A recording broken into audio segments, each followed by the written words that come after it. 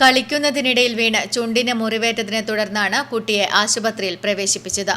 തുടർന്ന് മുറിവ് തുന്നിക്കെട്ടുന്നതിനായുള്ള ചികിത്സകൾക്കിടെ കുട്ടി വേദന കൊണ്ട് കടുത്ത രീതിയിൽ കരഞ്ഞിരുന്നു. ഇതോടെയാണ് കുട്ടിയെ മയക്കുന്നതിനായി അനസ്തേഷ്യ നൽകാൻ ഡോക്ടർമാർ തീരുമാനിച്ചത്. എന്നാൽ അനസ്തേഷ്യ നൽകിയതിനു പിന്നാലെ കുട്ടി ബോധരഹിതനാവുകയായിരുന്നു. നില വഷളായതോടുകൂടി കുട്ടിയെ അടിയന്തരമായി വെന്റിലേറ്ററിലേക്ക് മാറ്റി. കുട്ടിയുടെ ശരീരത്തിൽ താങ്ങാനാകുന്നതിലും വലിയ അളവിൽ അനസ്തേഷ്യ നൽകിയതാണ് ബോധക്ഷയത്തിന് കാരണമായതെന്നാണ് കുടുംബത്തിന്റെ പ്രധാന ആരോപണം.